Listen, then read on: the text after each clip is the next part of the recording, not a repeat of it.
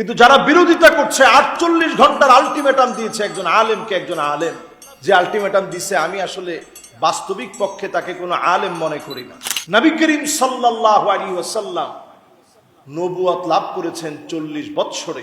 এই নবুয়তের আগের জীবন এবং 40 বছরের পরের জীবন, শায়েখ আহমদুল্লাহ হাফিজাহুল্লাহ আমাদের একেবারে বন্ধু মানুষ, কাছের মানুষ, একসাথে চলা মানুষ, উনি ওনার বক্তব্যে কোনো ভুল করছেন বলে আমার কাছে মনে হয় না। নবী করিম সাল্লাল্লাহু আলাইহি ওয়াসাল্লামকে নবুয়তি আল্লাহ দান করেছেন কত বছরে? 40 বছর বয়সে আল্লাহ রাব্বুল আলামিন নবুয়তি দান করেছেন। এই নবুয়তির পুরো চ্যাপ্টারটা আল্লাহ রাব্বুল আলামিন ভাগ করেছেন দুই ভাগে। একটা হচ্ছে হাকিকাতান আর একটা হচ্ছে হুকমান।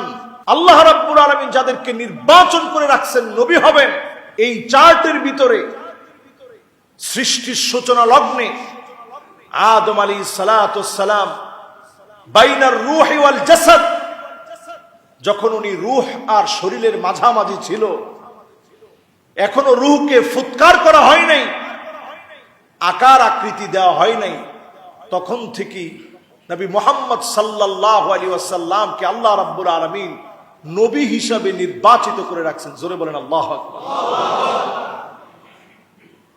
তো শায়েখ আহমদুল্লাহ হাফিজাহুল্লাহ তিনি একই কথা বোঝাতে চেয়েছেন বারবার।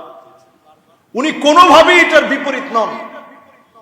একটা হচ্ছে হাকিকাতান, বাস্তবিক পক্ষে তিনি নবী হবেন, এই সিদ্ধান্ত আল্লাহ রাব্বুল আলামিনের বহু আগ থেকে। যেমন বাপ সব সময় সিদ্ধান্ত নিয়ে রাখে, আমার এই ছেলেটারে আলেম বানাবো। সিদ্ধান্ত নেওয়ার পর আমি মানুষ, আমার সিদ্ধান্ত আল্লাহ রাব্বুল আলামিন যেহেতু সুযোগ দিচ্ছেন, আমি যদি নিজে আলেম না হই, বাপের সিদ্ধান্ত ছিল যে আলেম বানাবে, এটা ছিল হাকিকি, বাবার সিদ্ধান্ত, বাবার নির্বাচন। কিন্তু নবীদের ক্ষেত্রে আল্লাহ রাব্বুল আলামিন যখন কোনো নির্বাচন করেন, তখন নবীরা কোনোভাবেই এই সিদ্ধান্ত থেকে বাহিরে যাওয়ার সুযোগ নেই। নবীদেরকে যিনি মাসুম বানিয়েছেন তিনি কে? মান আরাদা ইউমিন, যেই লোকটা চাবে যে আমি ইমানদার হব, আমি ইমান আনবো, ইমানের উপর থাকবো, যদি আপনি ইমানদার হতে চান, আপনার আমার দায়িত্ব কি? আপনার আমার দায়িত্ব একেবারে পরিষ্কার। মান আরাদা ইউমিন ফাআলাইহি আই ইউমিনা মা জাআ বিহি রাসূলুল্লাহ সাল্লাল্লাহু আলাইহি সাল্লাম মিন কাউলিন আও ফি'লিন আও তাকরীরিন আও সিফাতিন খিলকিয়াতিন আও খুলুকিয়াহ হাকিকাতান আও হুকমান হাত্তা আল হারাকাত ওয়াস সাকানাত ফিল ইয়াকযাতি ওয়া ফিল মানাম ক্বাবলা আল বি'সা ওয়া বা'দা আল বি'সা। নবী আলাইহিস সালাতু ওয়াস সালামের পুরো জীবনটা যদি আপনি মানেন, কিভাবে নবী কথা বলতেন, কোন কাজে নবী সমর্থন দিতেন, কোন কাজকে নবীজি নিষেধ করতেন, নবীজি কিভাবে হাঁটতেন, চলতেন, বলতেন, চলা ফেরা, কথন বলন সবগুলো, এমনকি নবীজির ঘুম পর্যন্ত, খাওয়া পর্যন্ত, এমনকি নবীজি সাল্লাল্লাহু আলাইহি সাল্লামের নবুয়ত প্রাপ্তির আগের অবস্থা, নবুয়ত প্রাপ্তির পরের অবস্থা, পুরাটাকে মেনে নেওয়ার নাম হচ্ছে মুমিন হওয়া। জোরে বলেন আল্লাহু আকবার। এই কথা তো শায়েখ আহমদুল্লাহ তিনিও একই কথা বলেছেন। যারা বিরোধিতা করছে জাতি তাদের কাছ থেকে কি পেয়েছে একটু চিন্তা করেন। কিন্তু যারা বিরোধিতা করছে 48 ঘন্টার আলটিমেটাম দিয়েছে একজন আলেমকে, একজন আলেম যে আলটিমেটাম দিছে, আমি আসলে বাস্তবিক পক্ষে তাকে কোনো আলেম মনে করি না। সে দেখবেন বাংলাদেশে কোনো অবদানের কারণে সে ভাইরাল হয়েছে, অথবা মানুষের দিলের ভিতরে তার কোনো কথা, হৃদয়স্পর্শী কোনো কথা গেঁথে গিয়ে সে ভাইরাল হয়েছে। এরকম ভিডিও আমার অন্তত চোখে পড়ে না। সে ভাইরাল হয়েছে কি দিয়ে? ঢেলে দিয়ে। ঠিক কিনা বলেন? আমাদের দেশের মিডিয়াতে পর্যন্ত তুলপার হয়ে গেছে তার ঢেলে দেই দিয়ে। সে ভাইরাল হয়েছে কি দিয়ে? এখন আর চা খাই না, কফি খাই। সে ভাইরাল হয়েছে কি দিয়ে? বুঝলে বুঝপাতা, না বুঝলে তেজপাতা। সে ভাইরাল হয়েছে কিভাবে? উদ্ভট কিছু জিকির করে, যেগুলো জিকিরের সংজ্ঞায় পড়ে না, আল্লাহর সঙ্গে সরাসরি বেয়াদবি, বিভিন্ন ভণ্ডদের নামগুলো তার বিভিন্ন আলোচনার মধ্যে বলে বলে এই পাগলামি সাগলামি দিয়ে সে ভাইরাল হয়েছে, ঠিক কিনা বলেন? শুধু এক জায়গায় না, আপনি আরো মিলায় দেখেন তার অবদান কি বাংলাদেশে। তার অবদান হচ্ছে মাহফিলে বসে তার স্ত্রী কল দিয়েছে, ওইখানে বসে সে কল দিয়ে বলতেছে, কল ধরে, দেখছেন কিরকম দিলাম। স্ত্রীর সঙ্গে কথা বলছে। এই যে আপনি স্ত্রীর সঙ্গে কথা বলছেন, আমরাও তো ওয়াজের ময়দানে আলহামদুলিল্লাহ বাংলাদেশ দেশের বাহিরে 10 বছর ধরে কথা বলি। মিশর যখন পড়াশোনা করতাম তখনও 5 বছর কথা বলছি। এই মোট 15 বছর কথা বলার ক্ষেত্রে আজ পর্যন্ত এরকম হাস্যকর কোনো কথা আল্লাহ রাব্বুল আলামিন আমার জবান দিয়ে বের করেনি, আগামী দিনেও যেন আল্লাহ বের না করে, পড়ে না আমিন। তার অবদান কি জাতির ভিতরে? ছেলেদেরকে উস্কানি দেওয়া। তার অবদান হচ্ছে এমন উদ্ভট কথা বলা যেগুলো কুরুচিপূর্ণ, যেই কথাগুলো স্বামী স্ত্রী তার সন্তানদেরকে নিয়ে একত্রে শুনতে পারে না, যে কথাগুলো দিয়ে প্রতিনিয়ত টিকটক হচ্ছে। এইরকম একজন বক্তা যদি 48 ঘন্টার আলটিমেটাম দেয়, এটা টিকটকারের আলটিমেটাম হবে, বাস্তবিক কোনো আলটিমেটাম হবে না, ঠিক কিনা?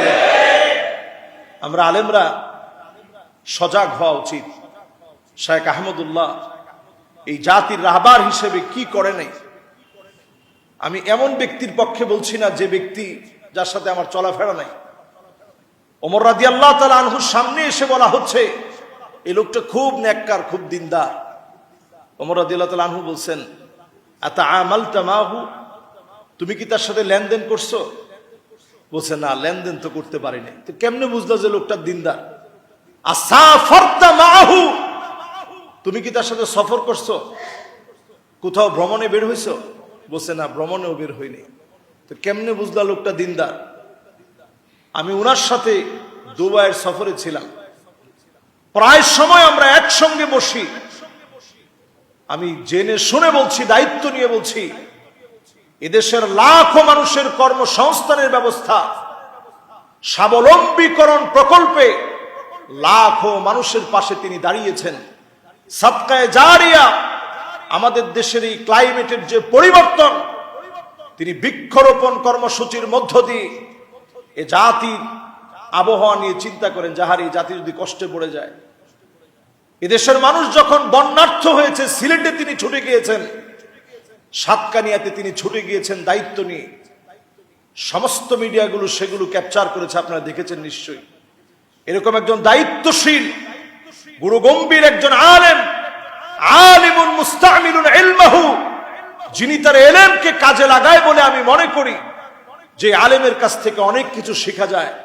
যুগ জামানা পাল্টে দিতে চাই না অনেকজন, এক আলেমই আনতে পারে জাতির জাগরণ, ঠিক কিনা বলে? এরকম জাগরণ সৃষ্টিকারী একজন আলেম। আমি খুব চিন্তা করতেছিলাম যে আমাদের দেশে এই 2 কোটি মানুষের বসবাস ঢাকা সিটিতে। এই ঢাকা শহরের ভিতরে মসজিদ আছে 6000-এর উপরে, কিন্তু আমাদের দেশকে রিপ্রেজেন্ট করার মতো মসজিদ ঢাকা সিটিতে 1968 সালের যে বাইতুল মোকাররম মসজিদ, তখনকার সময় এটাকে রিপ্রেজেন্ট করার মতো ছিল। এখন এর চতুর্পাশে এত পরিমাণ বিল্ডিং হয়ে গেছে, আপনি আকাশ থেকে তাকালে তেমন কিছু নজরই পড়বে না। অথচ তিনি একটা মসজিদ হাতে নিয়েছেন, আপনারা দেখবেন এক সময় দেশকে রিপ্রেজেন্ট করার মতো একটা মসজিদ হবে ইনশাআল্লাহ পড়ি। এরকম একজন আলেমের বিরোধিতা যখন করবেন, পক্ষে বলাটা এটা আমাদের দায়িত্ব। পক্ষে বলাটা আমি নৈতিকভাবে দায়িত্ব মনে করি। আল্লাহ তাআলা যখন কারো কল্যাণ চান, কখনো কখনো এইরকম কিছু ব্যক্তির বিরোধিতার মধ্য দিয়ে আল্লাহ রাব্বুল আলামিন তার প্রিয় প্রিয় গোলামদের অনেক অনেক অনেক বেশি কল্যাণ দান করে দেন, ঠিক কিনা বলেন? যেমন ধরুন, আজকের আমি জুমাতে এই বিষয় নিয়ে কথা বললাম।